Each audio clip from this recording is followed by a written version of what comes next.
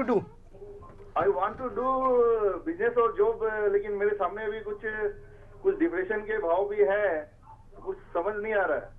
देखिए, जहाँ तक समझने की बात है, आप आराम से बैठिए.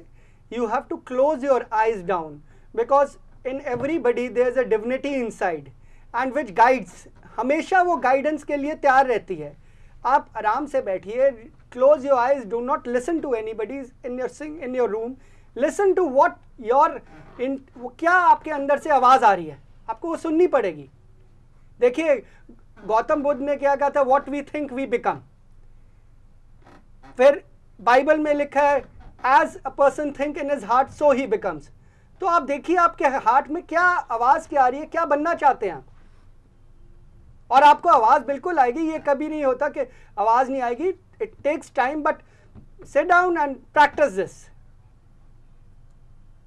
डेफिनेटली.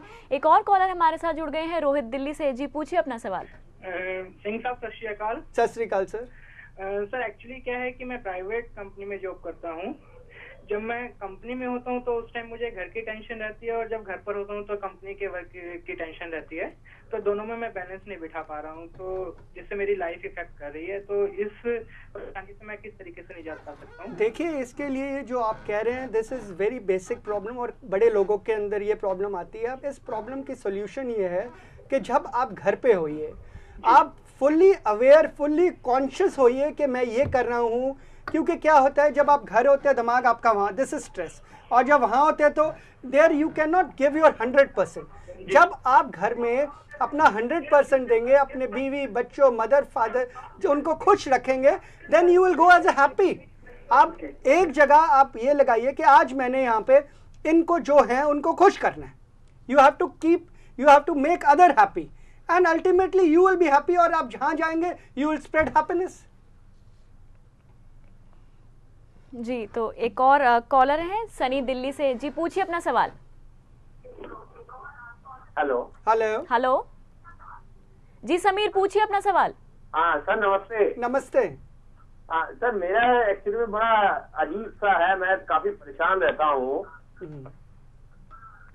हेलो. हाँ जी, हाँ जी. हाँ सर, एक्चुअली में क्या है, मेरे ऑफिस वाले, मेरे मैनेजर मेरे को ये बोलते रहते हैं कि तुम हमें ज्यादा परेशान करते हो, ये और वो. आपको क्यों बोलते हैं परेशान करते हो? क्या करते हो आप जो परेशान करते हैं? एक्चुअली मैं सॉफ्टवेयर इंजीनियर ही हूँ. हाँ जी. लेकिन क्या है कि मैं अपना काम तो पूरा कर देता हूँ, और मेरी ना थोड़ी सी पर्सनल प्रॉब्लम है. मेरी शादी नहीं हुई है अब तक. कितने साल के हैं आप? जी मेरी उम्र 34 हो गई. अच्छा.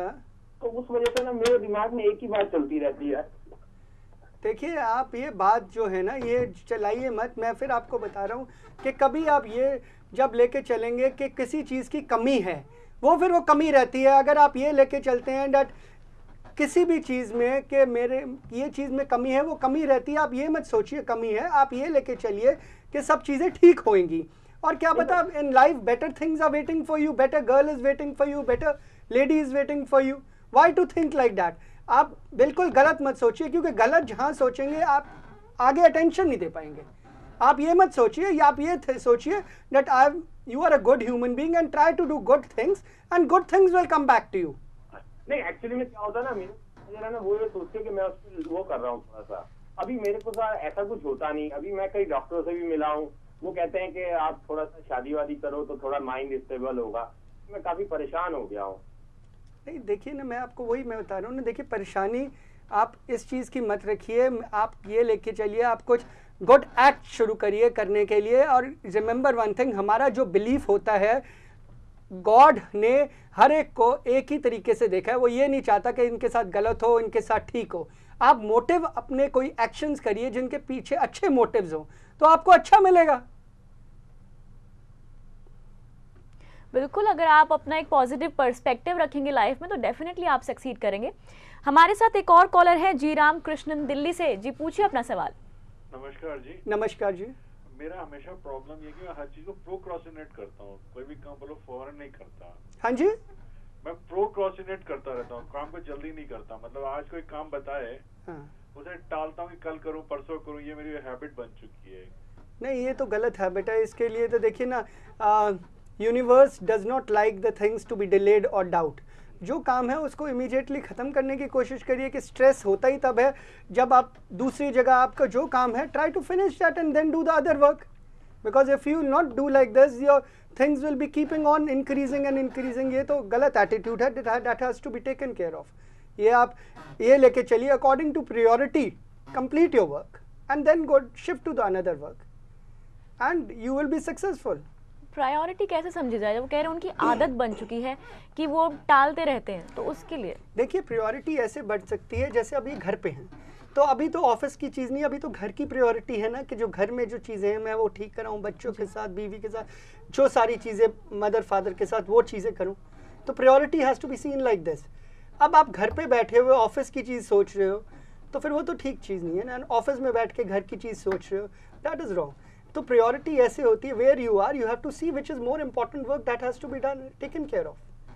डेफिनेटली। मैं अपने कॉलर को एक बार, अपने व्यूअर्स को एक बार फिर बताना चाहती हूँ कि आज हम स्ट्रेस मैनेजमेंट पे बात कर रहे हैं, तो अगर आपकी कोई भी प्रॉब्लम है तो मिस्टर दीपक सिंह आपकी प्रॉब्लम्स का सलूशन बताएंगे। सर हम बात कर रहे थे सिगरेट के बारे में, जब आपने कहा कि सिगरेट के ऊपर जब नो स्मोकिंग लिख दिया गया तो उसकी जो सेल्स हैं वो डबल हो गई, एंड मोर देन दैट, ऐसा क्यों? See to act on positive thoughts gets truth out and to act on the negative thoughts gets falsehood.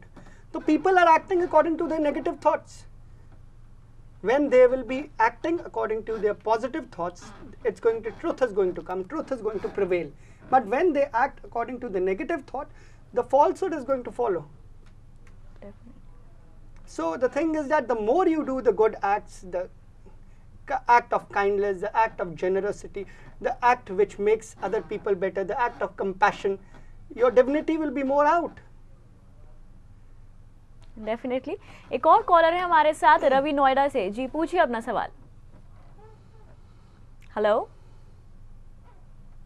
Hello sir, good afternoon. Good afternoon जी। Hello Deepak sir. हाँ जी। हाँ sir, मैं actually मैं नोएडा में नौकरी करता हूँ। हाँ जी। मैं ओरेकल कंसल्टेंट हूँ सर। हाँ जी। हाँ जी। तो सर मेरी एक प्रॉब्लम है। हाँ जब जी। मैं ऑफिस में काम करता हूँ तो मेरे को एक्चुअली मैं सिगरेट बहुत पीता हूँ, तो मैं काम तो अच्छा करता हूँ, बट मेरे मैनेजर कहते हैं कि आप बार बार सिगरेट पीने चले जाते हैं, तो इसलिए मैं बहुत टेंस रहता हूँ। मतलब मैं सिगरेट के बिना रह नहीं सकता, और वो कहते हैं कि आप कंटिन्यूटी 8 घंटे सीट पे बैठ के काम कीजिए। तो सर इसके लिए मैं उनसे क्या कहूँ? देखिए ये तो सिगरेट तो गलत बात है पीनी, आपको पता है इतनी सिगरेट पीने से क्या होगा, इट इज़ अ एडिक्शन। तो फिर क्या फ़ायदा, जो चीज़ आपके अंदर हार्म कर रही है, वही मैंने आपको बताया, जो चीज़ हार्म कर रही है उसका क्या फ़ायदा करने का। ये तो जो गलत चीज़ कराता है ये हमारा भगवान नहीं कराता, अंदर हमारा डेविल कराता है, तो हम उसकी क्यों बात सुने। ये आप ये सुनिए ना, आपकी अर्ज रहती है कि वो कहता है ये करो, विस्की उठाओ, सिगरेट उठाओ, but try to control it. Control is self control होना बहुत बढ़िया बात है, and it will lead you to a better path. ये तो कोई गलत बात नहीं है। अगर आप बैठ के कुर्सी में बैठ के बात काम करते हैं then cigarette is not necessary, उसके बगैर भी तो लोग जिंदा है। ये भी देखिए, have a motivational this thing, cigarette के बगैर लोग जिंदा हैं। और एक सिगरेट आप पी रहे हैं, आपके ऑफिस में नहीं पसंद, आपकी बीवी बच्चों को नहीं पसंद होगा, एंड इट इज, और उसके अंदर साफ लिखा है it is injurious for health, then why to have it. अगर इट लिखा है उसके अंदर it is good for health तो आप लीजिए, जब उसके अंदर लिखा है it is injurious to health, then why not to avoid it. Definitely you should avoid cigarettes, तभी शायद आप अपनी स्ट्रेस को कंट्रोल कर पाएंगे। एक और कॉलर हमारे साथ हैं, मनीष दिल्ली से। जी पूछिए अपना सवाल। I want to ask one question to Deepak ji. हाँ जी। Yeah, you will definitely ask a question, but before that अपने टीवी का वॉल्यूम प्लीज कम कर दीजिए। Yeah, I want to ask him this question that I am in sales and I have to attend my customers sometimes on Sundays also. Okay. So I get a problem at times that my family does not help me on that front, that why I have to attend a call on Sundays also. So I want to get, how do I wriggle out from this situation? See, now this you have to, what you are doing, it is a very important and a very good question. Now, you have to explain this to your wife that you are working, and at times there may be at times that you have to go on Sunday, but it is not on every Sunday. You just make her